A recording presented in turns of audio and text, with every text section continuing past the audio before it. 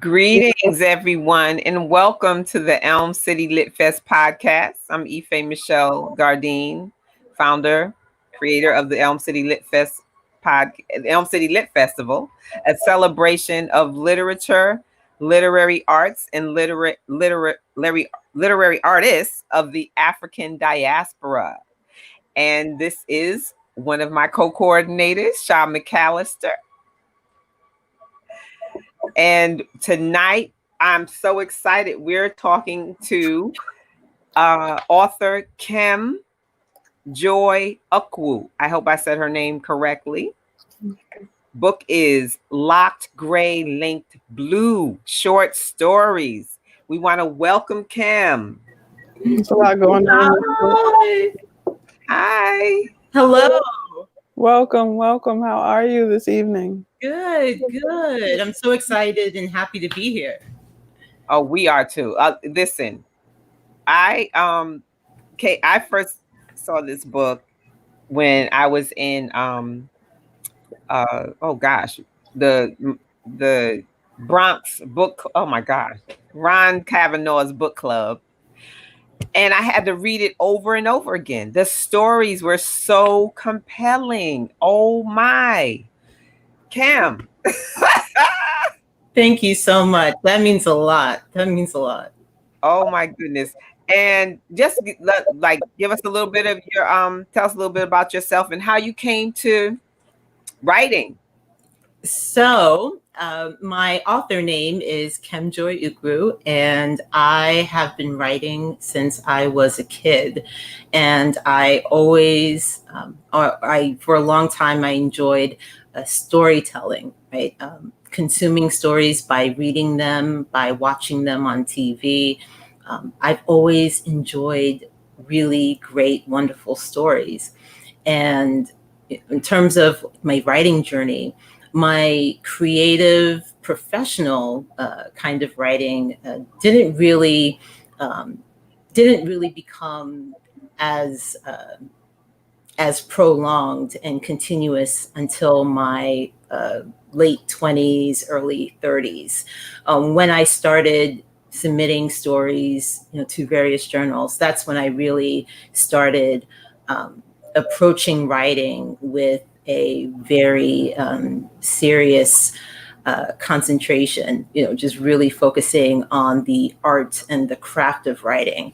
So that really didn't start until late 20s or early 30s. And some of the first stories that I submitted into various journals are the same stories in Locked Gray Linked Blue. And after some time writing these stories, submitting these stories into various literary journals, I realized that these stories together could fit into a collection.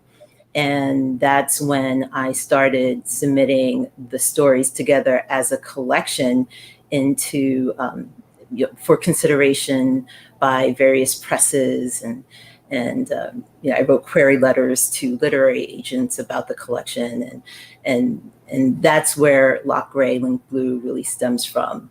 It really is a culmination of the majority of stories that had written during the time when I really took writing as a serious endeavor.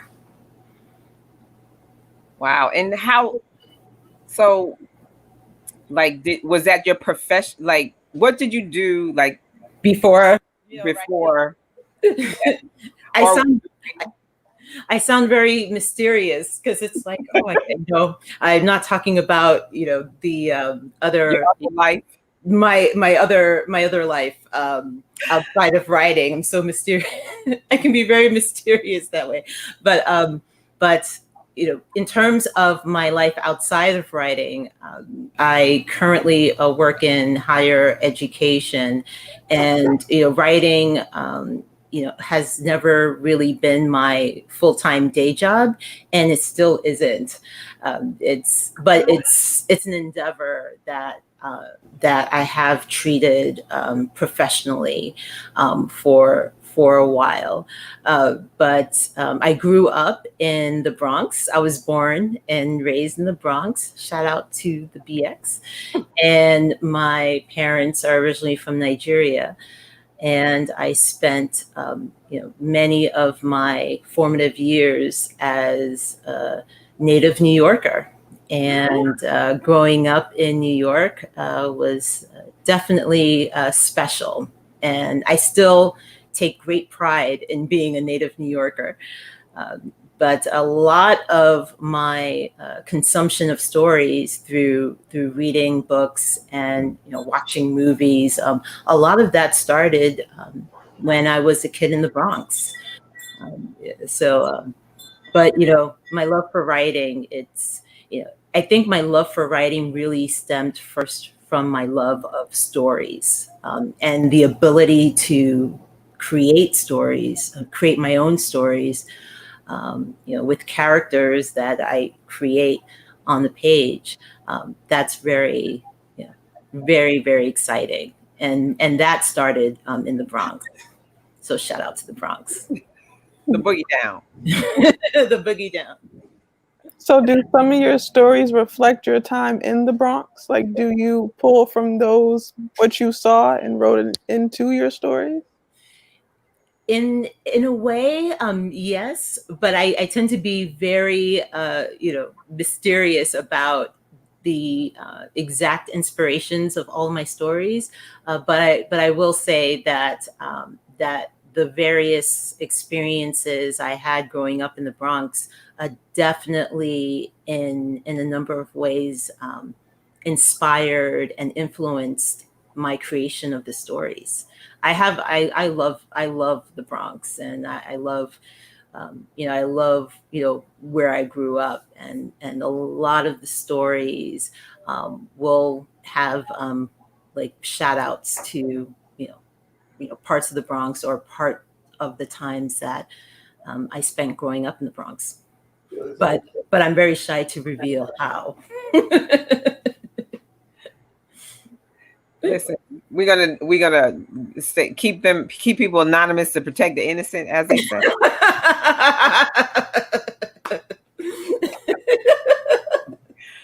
Well, what I do know is that I can totally. Oh my God, there's a few. When I was in the book club, when I read the book with the book club, the women in the book club were so like, I can relate. To so many, in all ages of women could relate to the different stories. Like, you put so much into a few pages. Like one of them that I relate to, can relate to in my age range, for mature women, is, I believe, is Proposed. Oh, yay. Yeah. Oh, that's so great. That's so great. And thank you. And I'm so grateful that you took the time to read my work. Thank you so much for reading the stories and enjoying the stories. That means a lot. And thank you so much for having me on your amazing program. It's an honor, really. And thank you so much. And I'm so glad you enjoyed Proposed. Yeah, Proposed was very, it was a special. It was special. All my stories are special. I love all my stories. Proposed is the longest, my longest short story from the collection. And Proposed was definitely, there were some opinions about Proposed, and I really loved hearing them. And the book club and the women a part of the book club, really, they shared brilliant observations and what they had to say about Olive and Wallace and Isaiah, and the story was brilliant and amazing, and I'm so grateful to them for the time they spent reading it and talking about the story. I mean, it was, from a perspective of a writer, it was a gift. It was a gift hearing what you had to say and what the ladies had to say. So what were some things you got back from Propose? Because Propose paints a picture, for those who haven't read it, of, I believe Olive is 55, but it gets into love and being older and not Mhm. making enough money and Mhm. having technology come, and you can be left behind Mhm. because this new way of doing things isn't how you grew up. And like, you're not 80, but you're also not 32. So you're in that in between stage. So ageism kind of comes into that. But Mhm. it's, all of your stories are very beautifully written. Like, they're very eloquent without needing to be worried. Like, it puts you in the space. So can you kind of give the folks a little background of Propose so that they can kind of get in on it too? Absolutely. So, Proposed is about a woman in her late 50s named Olive, who is trying to professionally and personally change her life. And the story really goes into how she tries to make changes in her life, and how sometimes those changes that she wants sometimes don't happen, and what that experience looks like emotionally. So it's really about a woman who is trying to change her life and some of the obstacles she faces along the way. And you're absolutely right. She has, being a Black older woman, uh, Olive has to deal with racism, sexism, and ageism. Dealing with those, how does she get to the points that she wants to get to? How does she deal with maybe not achieving some of the things that she wants to achieve? And I'll leave it there because I don't want to provide too many spoilers. But one of the main points of the story is that she receives a marriage proposal from a friend, um, for whom she has no romantic inclination.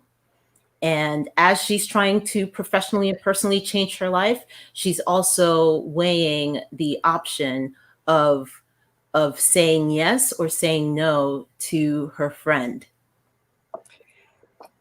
It was very relatable for the women in the book club. So the women were very it's like the grass ain't always green around the other side. And that's all I'm gonna say. Again, for people that are listening, locked gray, linked blue. Okay. And if you're in the greater New Haven area, you can order this book from People Get Ready Books. It's short stories. It is so hot. It is like Thank you so much. Thank you so much. the Thank you. relationships, Cam, the relationships. And I think, I'm sorry, Shy, you had a question about something. Oh, I had a quote that stuck out to me. When Miss Olive, when she went to, when I think Wallace tried to like stop her or anything, but she spoke about her limits. She spoke about surprises, Mhm. and she said, "I don't care about surprises." She wanted to say to her former employer, "I need this. I can do anything, anything and everything, just as everybody else younger than me can." And it's like, wow, when you have to push back against someone, Mhm. like, you can't do, like, they're closing a door for you that you Mhm. haven't even closed for yourself. Like, someone can't tell you your capacity or Yes. what your skills are. I feel like I'm like, we're intergenerational here, but it's very much, what I've noticed is that it seems like you have to adapt as you get older. Because Mhm. just because the terrain is changing doesn't mean that you get lost in the sauce. Like, you have Mhm. to keep up with it, but that doesn't mean sacrificing yourself as well. You don't have to be out here, like the younger girls. Like, there's beauty in age without a doubt. Getting older is a gift. Like, Mhm. being around Miss Ife is a drawing. Like, and she's a hot commodity, Oh, and thank you. her crew is of that too. And it's like, it shows you just like, you. being yourself and being where you are in life that's where you should be. That's who you should be. And that it doesn't necessarily get easier as you get older. It's that not to be disheartening. Like when I was 16, I said, "Oh, I can't wait to be in my 20s." I'm here reporting live from my 20s. Like, yeah, it's cool. I can go wherever I want to go, but I'm responsible for me, and these responsibilities, they're not going away. We're increasing. Mm-hmm. Yes, absolutely. And thank you so much, Miss McAllister. I really appreciate Oh no, I'm shy. Don't do your that. kindness. I'm sorry? I'm shy. Sha, Sha. Thank you so much. That really means a lot, to hear as a writer. Thank you so much. I'm really grateful for the time you spent reading the stories and reading Proposed. And you're absolutely right. I mean, Olive is amazing. I mean, Olive, she's incredible. I mean, she is brilliant and just generous and she's flawed too. She has, like everyone, right? Like, all human beings. She has flaws that she has to deal with, and like a number of human beings, Olive has made choices that weren't always helpful to her, that weren't always beneficial to her. She made some choices in her youth that maybe weren't long term like beneficial, right? So she's made mistakes too, and that doesn't take away from how incredible and amazing she is, and it doesn't take away from the fact that she, being a human being, has ambition. That ambition doesn't necessarily go away with age, and it doesn't necessarily go away with circumstance. She has ambitions and desires and wants, and those are valid and important. And just the men, like when I read it was just like I had to share that with some friends, because I know Olive type, and I know the player type of what's his name, Isaiah. Oh my god. Oh my god. Because that doesn't leave some brothers either. and then the solid, kind of steady, but they sick gentle friend, that's Walter. Like, but I'll still, like, she's still feeling herself. She still want to be hot. And I'm it's, so it was totally relatable. Thank you. We're going to go through a few of the stories. We're going to, Thank you. Propose was one. So I think Sha has another one. Right. Kind of. I'm sorry. Do you want? No, please go ahead. Go ahead. Thank you so much. Thank you for your kind words. I'm so grateful. These are all facts. Like, we're gonna sugarcoat. These are facts. These are true feelings and emotions. Like, quality speaks for itself. Like, kind of following the same lines of intimacy that Miss Olive was searching for and found in Demetrius. Mm-hmm. That was interesting as well, because you have Obi and you have Chioma. Mm-hmm. And I feel like when Chioma got married, she set a line. She was like, essentially like, what's mine is his, what's hers is when she got married, what's mine is his, and we know what's happening. Mm-hmm. But I'm so excited. But it's like, when you get older and you step into marriage, do you really have to make that choice? Like, your father's house that you built with, okay, like, can these marriage rules or norms come in, and do they take over? I don't necessarily think so. I would always put my sister before my husband, or consider that as well. But when you wrote this story, at first I thought this was about your life. When I first read it, I was like, I was like, this isn't an autobiography. These are stories. But your stories kind of, they take you down a journey. You become captivated in them. It's like, did this happen to her? Like, Miss Cat, are you Obi? Like, so Well, I will. Okay, I'll make one revelation. Because you know me, I'd like to be mysterious with my writing. But I'll make one revelation. Obioma is one of my middle names. Right, it's one of my middle names. And Obi, you know, here, regarding Obi and Chioma, regarding Chioma and Colleen, or Chioma and Obi, is that that line that you mentioned when Chioma's talking about her husband Ken. What Chioma is doing is she is letting her sister know who, in a way, she's prioritizing. And Demetrius is really, is partly about love and prioritization, right? How love can be very complex, and love can be very sometimes challenging, right? And Colleen and Chioma, they both love each other. Chioma and Obi, they love each other. Uh, but from Chioma's side of things, Chioma doesn't prioritize her sister. She prioritizes her husband. Yet there's also another layer of complexity there, because Chioma and Colleen are their sisters who share the same father and have different mothers. And the experience of both of them growing up with some of the complexities that can happen, in blended families. The complexities that happen sometimes, and they don't always have to happen, right?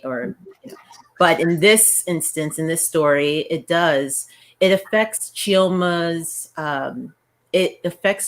behavior towards Colleen. It affects her demeanor towards her younger sister, and that is illuminated even more in the last story of the collection, Her Mother Naneka, which takes place from Chioma's perspective.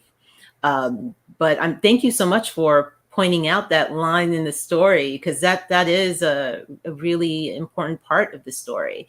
Chioma is reminding her sister that from her perspective and in her life, her husband will be considered first before her sister.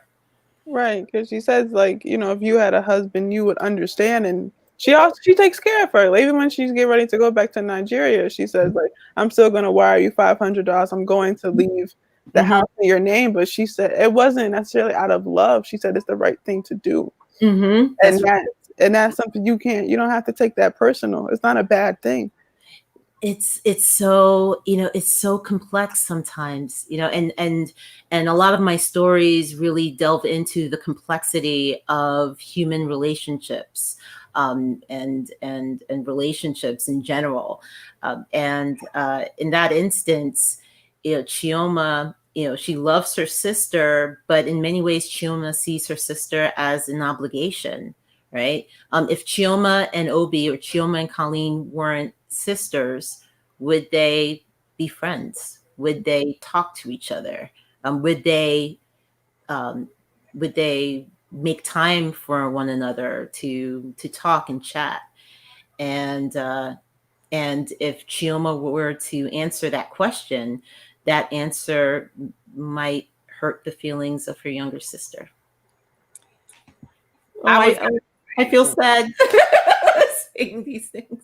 Don't feel bad. Oh, no. No, just because it's, but I think some of that is real. I think some of that in instances exists in real life. I think there, maybe people who love each other, but that love may be rooted in obligation, right? Or may be rooted in circumstance. And my stories delves into that and investigates that, the emotional navigation of human relationships. The human condition, like, Mm-hmm. so every story had just a perspective of how the human condition is, or how people are could feel, how they could love differently, how they respond differently to things. It's so compelling. Like, each one is so compelling. I mean, we're gonna go through. Think I got another story you want to talk about, Sha? Okay, so it was too perfect. Now, too perfect, true perfect, took me on a ride. Okay, a ride. Like like coming down the street in my 6'4" type of ride. Like, That is a huge compliment. Thank you so much, Sha. Thank you. because this is it, to me, it spoke to how, like, not generational curses, but if your mother hasn't dealt with something and you see it, it's passed down on to you. And there's a part that I wanted to, there's like two small paragraphs that I think are just like these two, and then the last line is you know the last line because you wrote it, but girl. So it goes, it's the top drawer in your dresser you cleared out for me from my clothes 2 weeks ago. You did that without me ever asking you to do it, without prompts. You said that your home was mine, and you wanted to be ready for when I would begin to believe that. Your perfection is not in how you view the world, that it's large, divided sphere, where you believe people should help and encourage each other to make it less large, less divided. It's not in the loyalty you demonstrate every day to your family, your friends, and to me. It's not in how you smile or how you offer genuine laughs at my sorry attempts to show wit through mostly unfunny and unkind jokes. It's in how you hold me. It's in how you're holding me now. You make every embrace as easy and natural, but terrifying, like jumping on a trampoline, or floating on an ocean without a boat nearby. 15 years ago, my mother told me men like you existed. After she learned, after she learned my father left her. Like, wow. Whoa. Can you break that down for the people? Thank you for your beautiful, amazing reading of that, Sha. Thank you so much. Thank you. I'm so grateful. That passage, it's really sort of a culmination of it's a culmination of almost like um like gratitude and disbelief and what you talked about generational challenges, sometimes that if a parent goes through something you know challenging, that there is a chance that that experience could affect that person's child, right? Emotionally, or it's sort of like an example of someone looking at their present lives and sort of comparing it to what they've seen right before.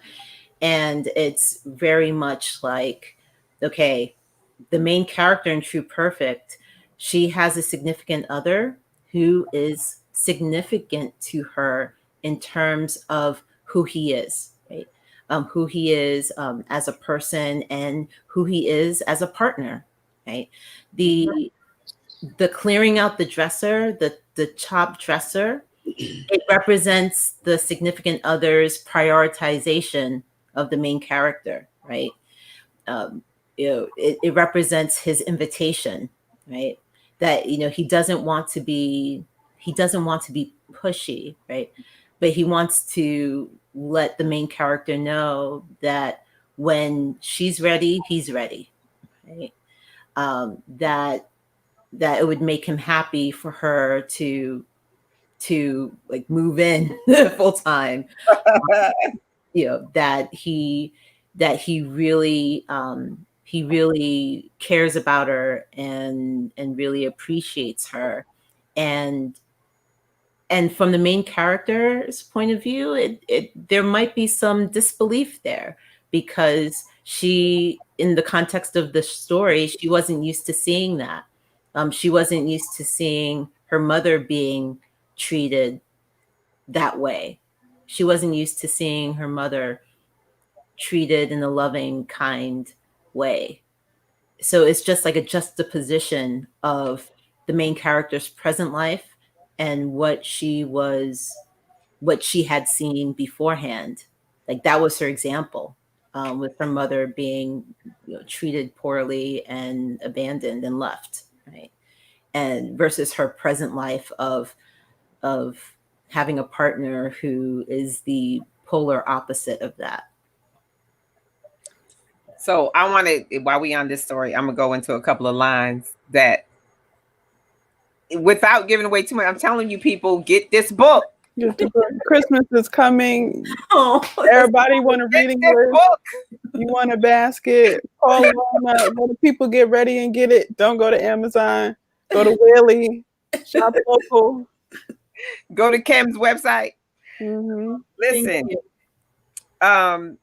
So because it's just small, but it's like she didn't believe. Oh wait, 2 months ago I told my mother I was seeing a wonderful man, smart, kind, family oriented, and the winning trait, he loves me, the kind of love that never lets down. She didn't believe me. She still doesn't. I don't blame her. On second thought, I do. And then a paragraph happens, and then there's a line that says, I blame me for not letting you try. Just this loaded. It's so loaded because it's like it speaks to relationship wise. I can relate personally. I'm gonna put my business out there. I don't care. But I've been in a couple of ghosted situations where brothers come for you and they like, oh, all of this, and in the back of your mind is like, okay, and when women are single or have been told these messages from their mothers or for a long time, or just have experienced things after a while, it's like, I don't know. Is it like, as much as you want the love, you want to feel the love, it's not, it isn't, it's not believable. Mm-hmm. Like, am I going to open up this time? Am I going to be vulnerable this time? Mm-hmm. And that's what spoke to me. And then at the end, where, like, you know, she's like, when she gets up after they on the floor, listening to Al Green, like, hey, you know, comfortable afternoon. I turn to walk to your door, thanking God that I have my essentials, my car keys and my wallet in my back pocket. I say I'm going out for a walk. You want to come with me. I ask you to stay here. The weather's cold and I want you to stay warm. I hope you will always stay warm. I tell you I will be back and you believe me. What? That's a real drop the mic situation. Like you felt it once you got like what? Like it showed you love can be overwhelming. Like, and it's mind boggling. Like, how could someone, you know, not feel it? How could you not want to embrace it? It's like you want to, but you don't really necessarily know how. All of this goodness, when you may have gone through such darkness, or if you are uncertain, or if your trust is if you're very skeptical, things like this, you're just not gonna open the door and take it all in, because once you've unlocked that, once you've taken that vulnerable step, and let's say it goes left, because let's say in the past it has always gone left. It's you don't want to feel. Nobody wants to feel like, okay, I gave my all and you shitted on me. Like while I'm up at night, you get to sleep. I feel like a lot of sisters have gone through that and they don't want to feel that anymore. But then it's like, do you want to lay in not, you know, misery, but life is full of risks. But it's like, you know, you gotta it's a lot. It's a lot to take that step and to want love. And I'm realizing that the lack of love not being expressed in our households, or it not being seen, or you can't really get it from nowhere, it's affecting us truly how we love one another. Like back in the day, my grandparents would tell me, like, my father didn't say he loved us. He told me, you got a roof over your head. Yeah. Yeah. You know, it's thank you for your words. It's very, you know, True Perfect. It's the main character. You know, she's skeptical. You know, she's a little skeptical herself, and you know, and her mother definitely is skeptical. um, it's, you know, the bittersweet. You know, one of the bittersweet parts of True Perfect is that the significant other basically was proving himself, right? And he, you know, there's some people who may say they love someone, and there's a difference between someone saying that they love someone and then a difference between actions showing that, right? And but not just one, you know, one big, you know, action, right? Mm-hmm. But a steady, everyday action, you know, that's steady and that's continuous, and that's nothing negative against, you know, big overtures of you know, affection, you know, like when people, you know, buy someone, you know, a big gift, or I'm not trying to say that's a bad thing at all. In the context of this story, the significant other has been showing the main character every day, in everyday ways, that he not only loves her, but he's loyal to her, and he's going to treat her the way she deserves to be treated. And in True Perfect, you know, the main character also points out that the significant other also treats other people that way too.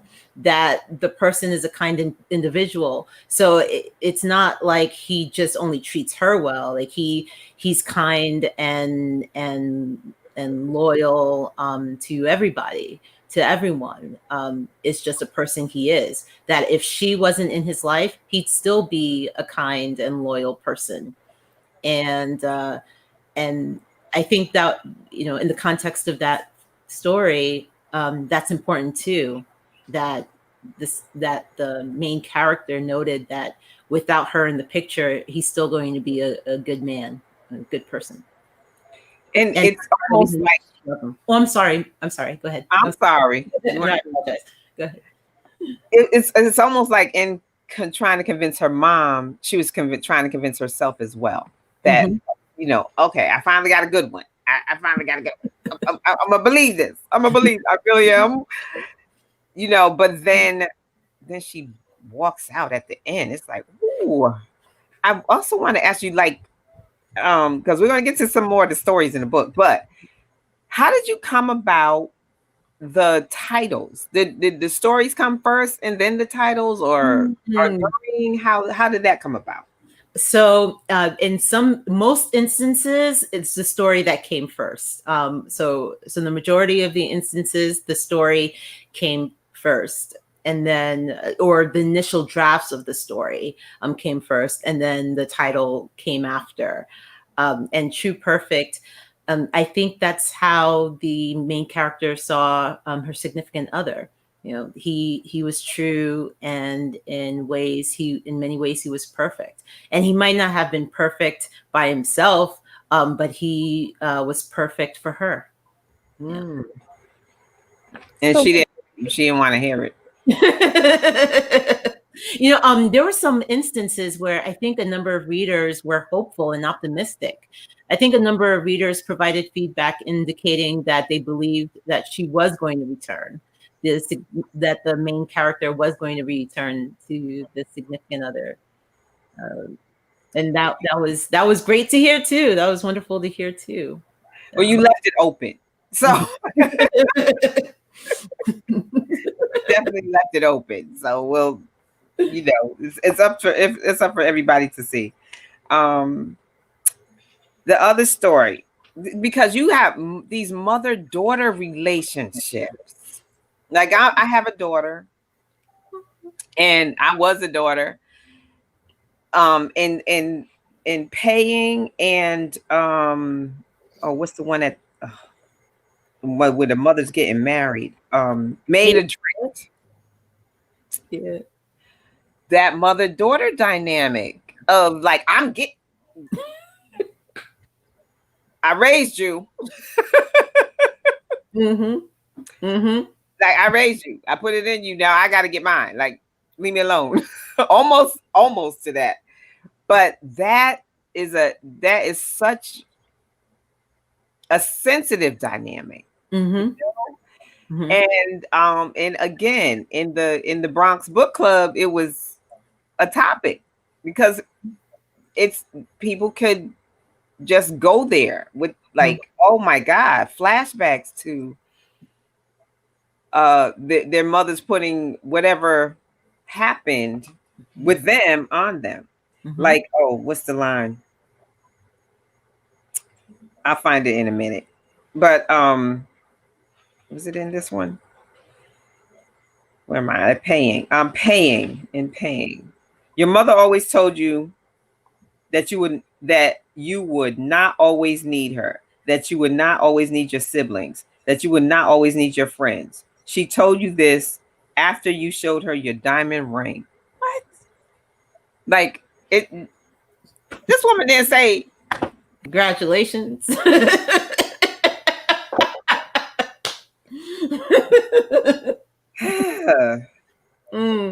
Yeah. So when you go ahead, Sha.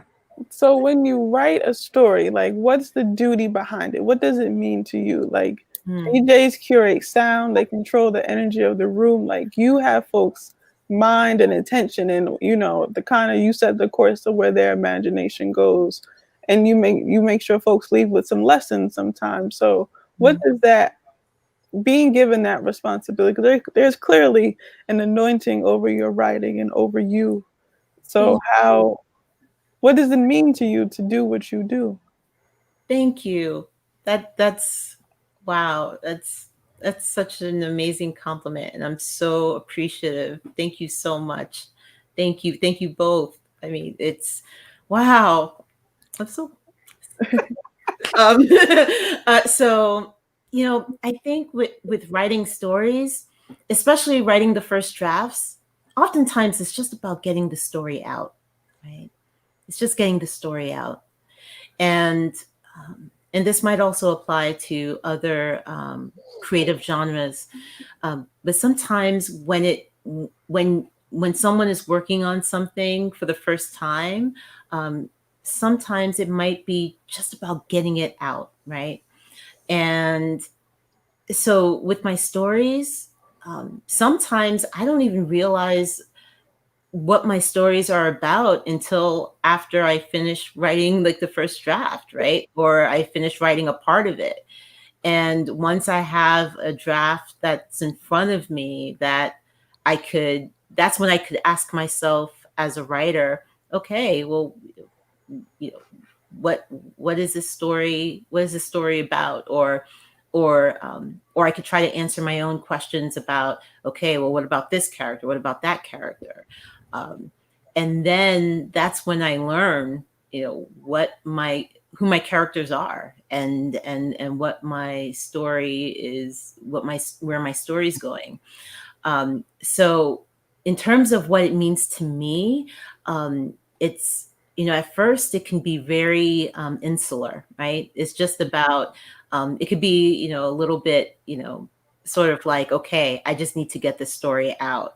And then in the revisions, right, in the rewrites or revisions, that's when I can be more purposeful about the story, you know, what I want the story to say or what I want the story to continue to say. Like sometimes if I write a draft, I'll be like, oh, okay, this story is about this. Okay, what are ways in which I can make that, what are ways that I can refine that? So if there is a message, if readers do receive messages from my work, then it's like, okay, if it aligns with my intentions in the revisions, then what are ways that as a writer I can refine that, or I can make it clearer, or ways I can sort of leave it a little bit more ambiguous, right? Um, um, and regarding paying and made adrift, they're really about the complexities of mother and daughter interactions and relationships, you know, based on who they are as people and based on experiences they've had. And sometimes those challenges can get in the way of two people who love each other. It can get in the way of them, you know, connecting emotionally, as mothers and daughters. It could get in the way of them expressing their love without hurting one another. You know, by showing kindness, by saying good words. Um, you know, sometimes, you know, mother-daughter relationships, you know, and sometimes all kinds of human relationships can be challenging and complex based on who the people are and the various experiences they've had. Okay, so I'm gonna paying, because this is like the mother is seriously about paying. Like she about the cash, because she says um like money. You need to make your own, she said. Your fiance makes a lot of money, but his cash won't be your cash, she said. If he makes it, he can take it. If he can take it, he can retain it. If he retains it, he maintains you, sustains you, ultimately detains you. She said disdainfully, I let your father make the checks, but we didn't cash them. He did.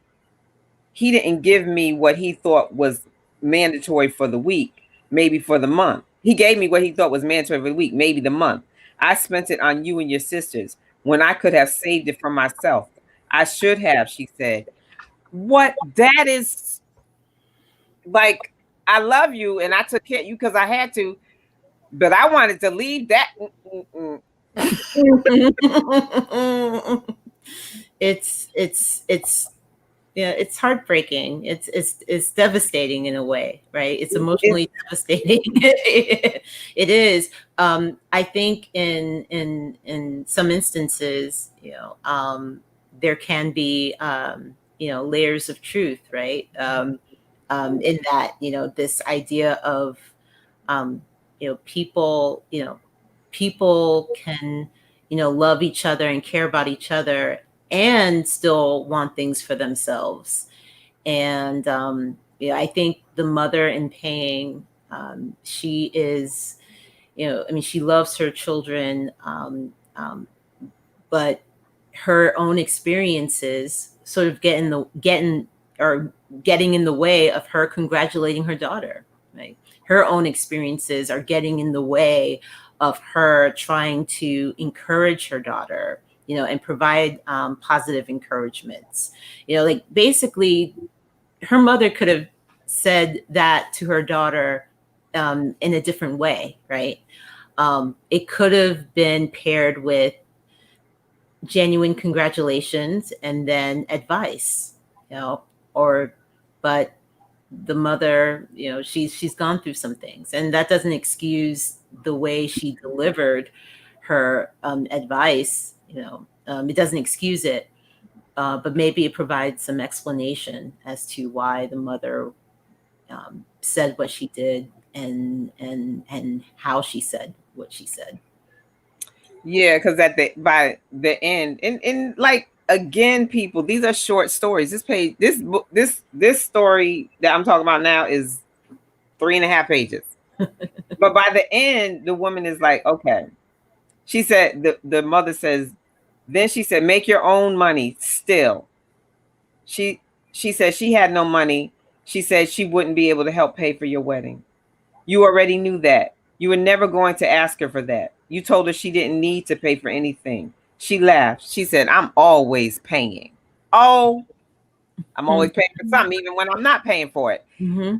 That speaks so much volumes just to womanhood and struggles of some women that like they're just things they can't embrace. Mm-hmm. And how, we could, women are sitting around being the real housewives of everywhere with those mindsets. Like, I got to get mine. They're not going to, it's like not believing and having these relationships. It's so complex. Complex. Should I believe you had a question? Yeah, I think in her response, her hurt definitely spoke first. And I think which kind of gave her the delivery that she got. She kind of put her on game, like, no, you have to keep your own job. But I think the reality of it and the realness of that, a lot of women end up in that. You get married and you don't write the checks. Your name isn't on the deed. And then so he has all the control. You're a part of this household. Let's say this man leaves you one day. And this happens and he feels like, well, you didn't do anything for this. So why would I give you any of my money? Like, you got to live in a house and do nothing. When the value of maintaining a home and running a household isn't seen, it can easily be written off. But nothing would flow without this household being maintained, without you coming into something that's clean, that there's food, that women, we see things so big picture. We see how parts move and how if something's taken out of how this can affect everything else in the household. And that's invaluable. Like, that's priceless. That's something you can't, because some men can't do it unless that's their jam, or unless they understand that that's what they're contributing. They can't do it. So it's heartbreaking to see women end up left and poor, or like left with nothing. And it's like, wow, I gave you 20 some odd years of my life, and now it's just, well, it was nice to spend this time with you. Like, what? That could make somebody really start cutting up couches. How Medea was cutting up couches and Diary Mablet woman. And it's crazy. Like, y'all saw Helen get dragged out of there like that and treated like nothing. But as soon as Shorty hear her lick and he couldn't walk no more, where was he at calling Helen? And this and that. And now she has to now be a caretaker. The same person you hurt you now have to care for, because you always have to be that bigger person. Helen definitely got hers though in the end. Like, y'all saw when she pushed him in that bathtub. That wasn't funny, but it was, stop playing with us. You can relate it to Medea. You thought she was cute. And another story is toward the end, because we're not going through every one of these stories because we want people to buy this book, Locked Gray, Linked Blue. But another story that just took me for a loop was Bars, from a child's perspective. Like, this little girl's getting dressed with her auntie, going on a trip. The trip that she's going on, oh, got her backpack. It is just so like enriching how the little girl's mind is conditioned for this trip. And it takes everybody for a loop. And how did you come up with so we're going to talk about that story, and then I want to ask you to talk about how you came up with Locked Gray, Linked Blue. Okay, so Bars is with Bars, it's that was a story that it was one of those stories where I was just like, as I was writing it, it was like, okay, I don't have to reveal where the main character and her aunt are going to, right? Mm-hmm. Until maybe in the middle of the story, where clues are provided, right? Or hints are provided. And then at the end, it's fully revealed that, where they are and what and who she's looking forward to seeing and talking to. It's another example of the challenges of trying to maintain a family kind of relationship emotionally, the challenges involved when circumstances are in the way, challenges are in the way.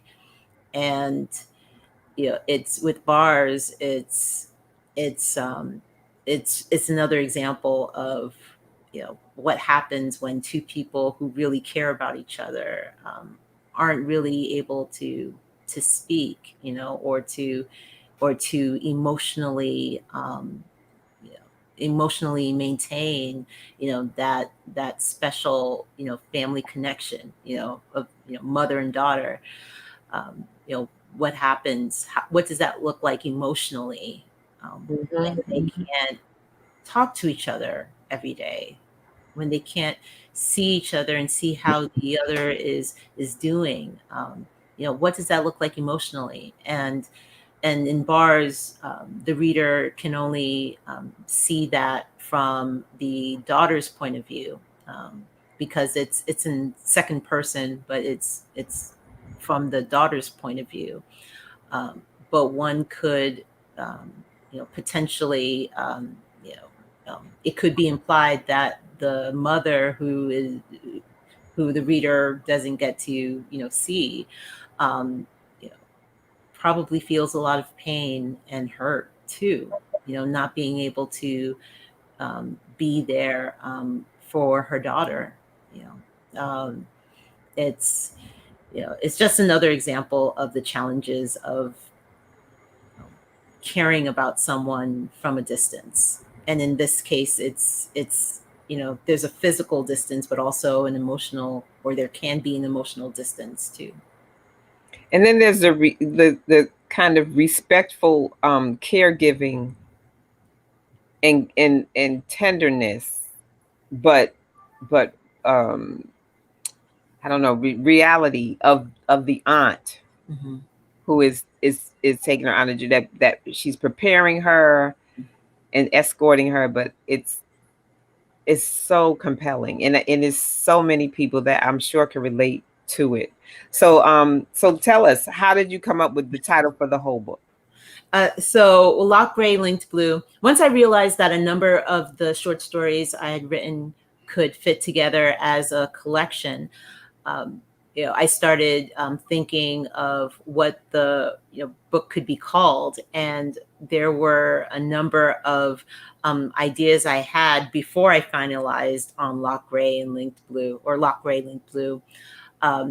But Locked Gray really represents, well, the word locked represents an assumption of permanence, right? That even if two people are estranged from each other, that there might be a permanence of that person's presence in their minds and memories, right? That even for two people who are estranged, there can be an assumption of permanence. So that's what the word locked represents. And then gray represents the uncertainty and the complexity, right? Um, you know, and so locked gray sort of represents that.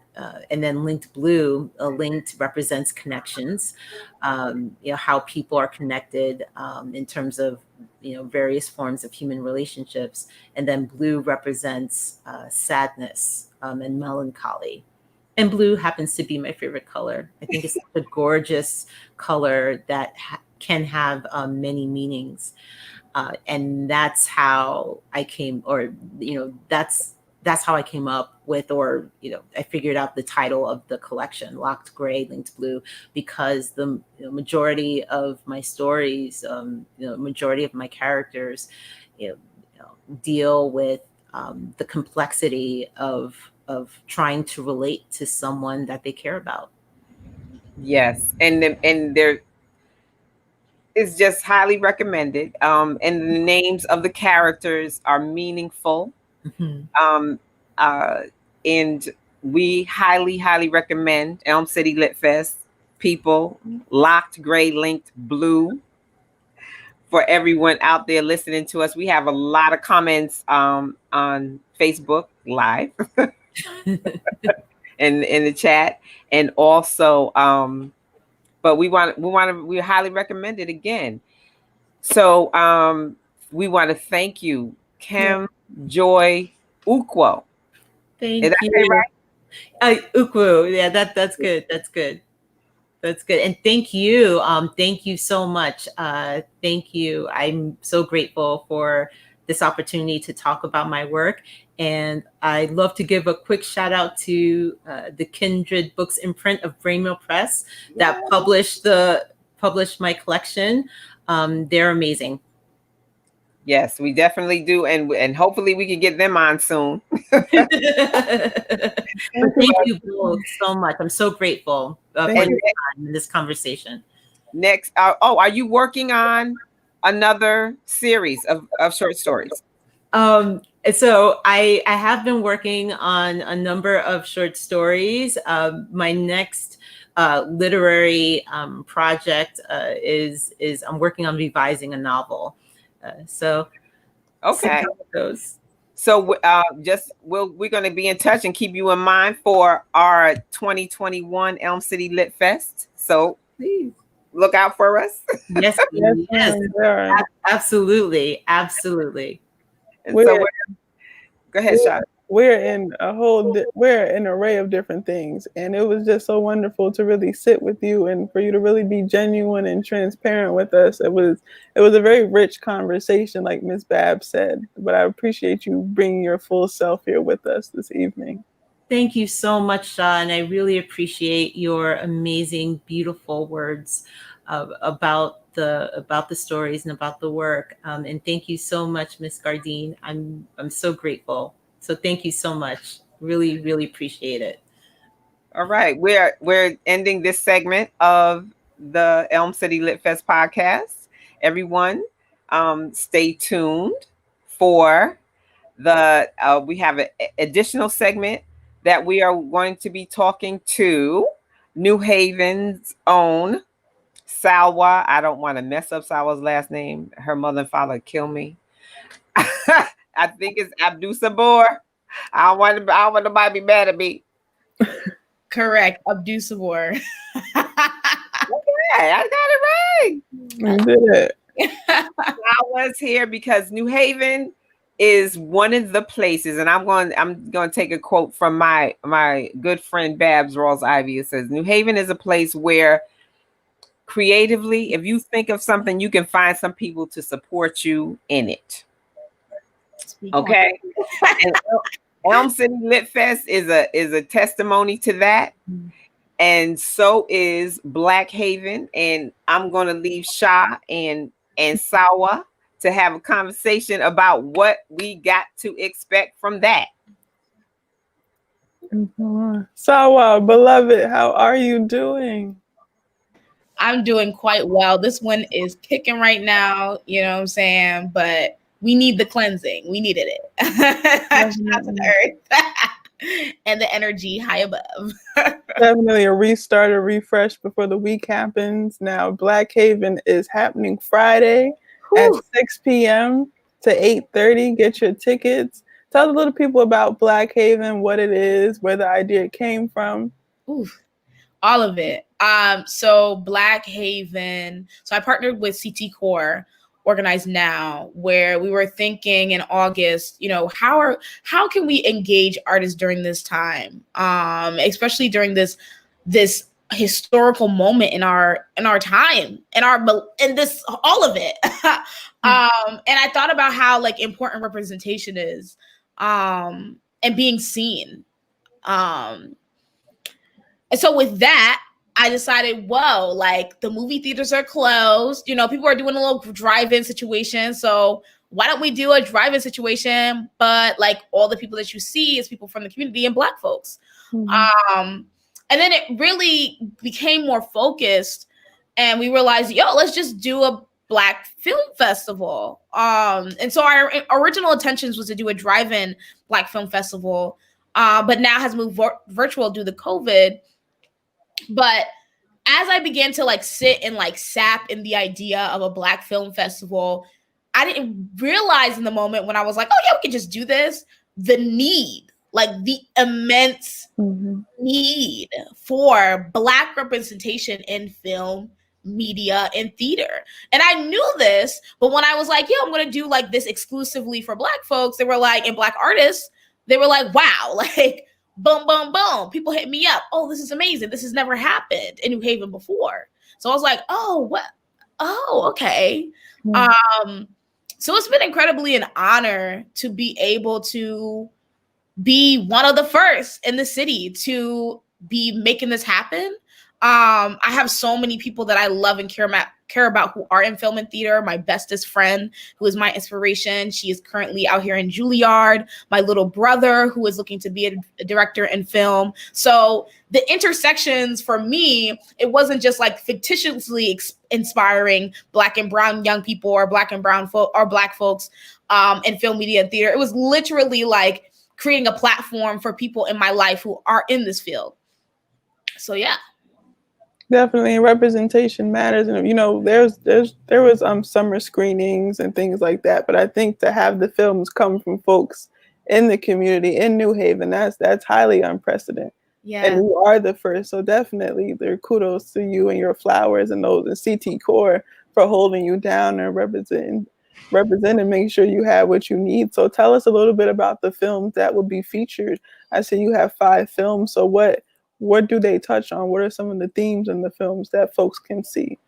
So we put a call out for artists. The call was to submit an art piece, a film piece, a short film from 1 to 5 minutes, that was in the theme of Black stories and Black liberation. And that was intentional because you can go so many different ways with that. And we really were looking for an eclectic collection of pieces. And we really got that, like for real. We got the arts down to the T. We got activism. We got visuals. Like there is just so I'm like trying to express it without like giving away all the beautiful gems, but it is really inspiring. Some pieces are like, for me, when I watched them, I was like, this is just Black people existing and I'm here for it. Like, this is art. Like, there are full, complete productions. We have a piece that's a full, complete production. We have a piece that's about stories and about tenant activism. We have another piece that, I'm trying to think, one that's kind of a self-monologue conversation. Mm-hmm. So we have so much diversity, and I'm just so excited to be able to create a platform for them to be on and for them to trust me with their pieces. And I'm excited for other people to witness them, because not only are the pieces amazing, but also the artists themselves are phenomenal. And I've got the privilege to actually meet them in person, have them get their headshots done and all COVID safe and everything. Everybody that's involved who's been, doing the headshots, doing the creative direct, all the other stuff have been Black. And that to me has been one of the pinnacle points of inspiration, is the fact that like a lot of how I operated through this, I really was getting supported by a lot of Black folks, and the artists involved are all Black. So shout out to them. People showed up for you. They definitely. When the neighborhood shows up for you, when your own city shows you love, and that you don't have to reach outside of it. Folks will tap in. You said folks were calling you, and that's beautiful. When we show up, we don't have to call. You don't have to, it's like with good work and good quality, the talent is in New Haven. You don't have to go to the city to go find good filmmakers or anybody to get on your team. So who can we shout out? Who are some folks who submitted films? What are their names? Like, how can we give them their flowers? Who have worked with you? I know CT Core and Raven. Shout out to Raven. But who else? Who has shown up for you? Facts. So mad shout out to, first and foremost, shout out to CT Core. My journey with them has been amazing and beautiful. And CT Core was the organization that taught me that wealth-filled organizing and community building is possible. Mm-hmm. And I had been in situations where I was working with organizations where the organizing was not wholesome. And CT Core taught me that organizing can be wholesome. And then also like this activist and organizing piece can be wholesome. So shout out to CT Core, Kamel, Raven, Ashley, who are also on the Black Haven team. Collective Consciousness, shout out to y'all. Dexter has been real support in this, an amazing consult and support. We got Arts Council on the roster. Okay. arts counselor out here flexing on them because they said we made a commitment and we supporting Black folks. We supporting Black art. So they are actually one of our sponsors. So shout out to them, as well as the city of New Haven. Shout out to Adrian Jefferson. You already know. I feel like that's what I have to say. They know. All I have to say is Adrian Jefferson. The people know what's good with Adrian Jefferson. It's very much like saying Beyonce. Like, you don't really got to go into too much detail about Beyonce. Like, right. You just go. You just know. And you're like, oh, okay. I'm trying to think who else. Concat. As soon as I came to them with the drive-in theater idea, they were like, yeah, we're in. We're in. So we aren't going to do the drive-in movie theater in that partnership with them, but we do plan on in the future when we do come around and do this next round of Black Haven Film Festival that we will have that drive-in, and it will be at Concat because they have an amazing programs. They have amazing restaurant and chain, and it's just amazing. All the stuff that they do. So shout out to them for being like super willing to like. Right. Very much like you call over there and Mr. Clemens really gives you what do you need. Mr. Clemens shows up for the people. That man deserves his flowers as well. Yes.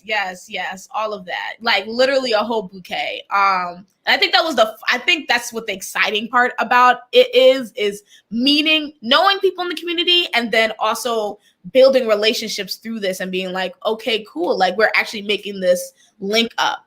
I think that's really special, and I'm glad to now have like so many more people. I don't know if arsenal is the word, but like so many more people in like my arsenal in my community, just existing in community. Your village has expanded. But yes. And we definitely at Elm City Lit Fest, we want to give our condolences to Mr. Clemens and send our love and our light and all our good energy over there to the folks and where their community is suffering a great loss. The whole New Haven is. Miss Sharon was a light, and we want to pay our respects. I know that we're thinking of you. There's anything we can do over here at Elm City Lit Fest, please call over. I can say the same with certainty for Bail Bowtree Studios as well. Yes. But we just wanted to take a moment and say that. But so how are you? You have a week until it happens. Like, so where are you at now in the creative process of getting ready for it? Is everything all ready to go? I know the narrative project. I know Mercy and everyone over there. They've definitely come back. That's a powerhouse as well. That's a powerhouse. So I have been working on this project for about 12 weeks now, almost 12 weeks. So this week will be the 12th week. And I'm really seeing the fruits of the labor, like truly. So this week we are dropping all the posters. We're doing all the saturation, on the socials and everything.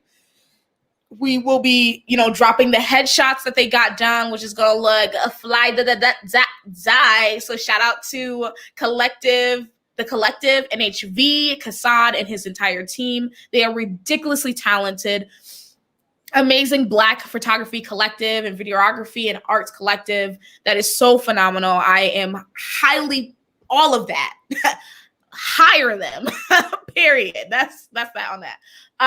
So yeah, we're going to be grinding this week. We're going to be grinding to make sure that everybody knows that Black Haven is happening, because we are very much aware of how of access and how sometimes things can just stay on the ethers, which is why I have been telling people, hey, we're going to talk about this thing. We're going to building up the momentum. Yeah, building up the momentum. So if I could give anything to say how do I support Black Haven? How do I engage with Black Haven? One, first and foremost, we will be opening the Eventbrite on Monday, so tomorrow. So be ready for that. But also word of mouth, like New Haven and Connecticut, we're very much a word of mouth kind of people. Yes, we're gonna have the whole ether webs down packed, but I think the most important is being like, hey, what's up? Did you what's up, girl? Did you hear about blah?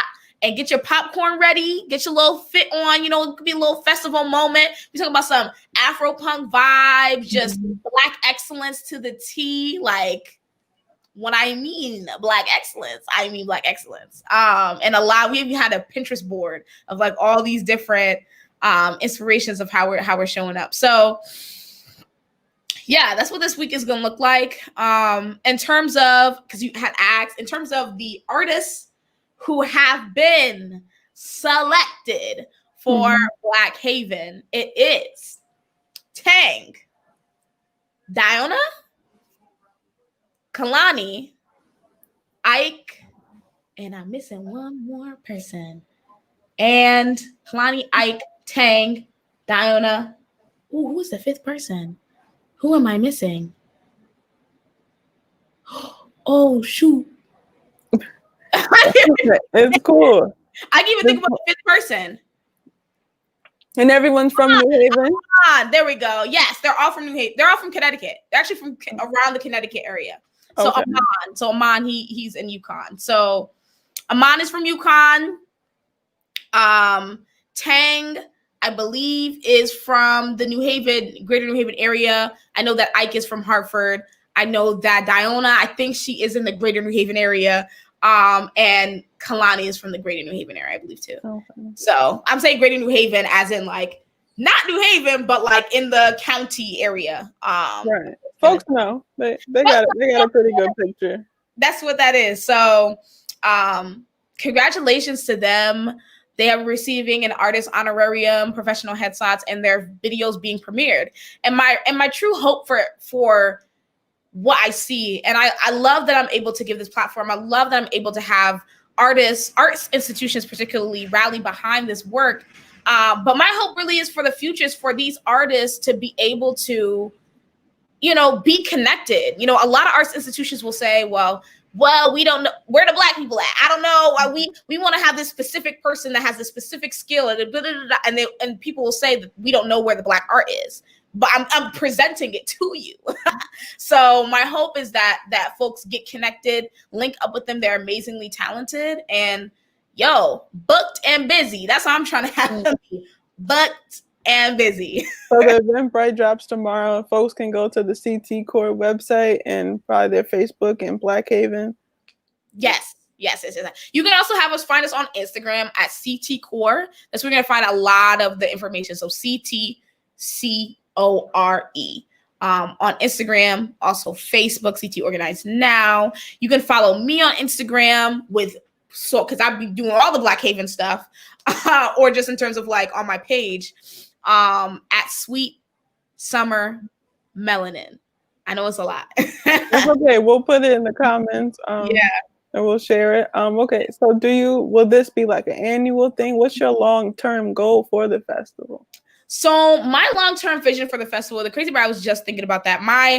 I want to do youth artists intensive, youth art and activism intensives, and have that on my platform, as well as, of course, Black Haven is going to be an LLC. So I'm excited about that. I feel like it is time. And so with that intention of turning it into an LLC is to have this be a platform for Black artists to operate off of. That's really like a long-term future that I'm thinking is like, what would it look like for a Black organization or an agency to be supporting artists who, we see you, we're here to support you through. We're not just passing you off to white institutions to be like damaged or misused and abused, but we got your back, like in a lot of different ways. So my hope is that, and also providing abundant support for artists, and particularly centering Black artists, whether that be around whatever the needs are. There's a lot of things. I'm thinking about mutual aid. I'm thinking about, how do we make equipment more accessible? How are you not paying $300 for a vocalizer or $400 for a camera, but you can come to me and be like, yo, can I get, boom, here, sign this, da-da-da-da, you good. Like, these artistic tools should be more accessible. And so that's what I'm thinking about. That's what I'm turning with.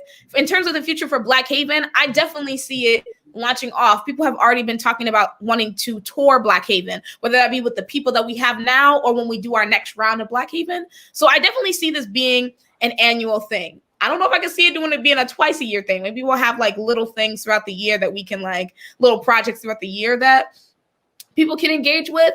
But I definitely see this being like an annual, once a year thing that folks just come and woo, just let they edges down, get the count that, you know what I'm saying, get the fit right. Cause you see, I'm in my Black Haven, you know, Okay. fit. Okay. So if Black Haven was in person, this would be the vibe we would be giving and receiving. I would be a little more, you know, it would be like a little. The next level. I feel you. But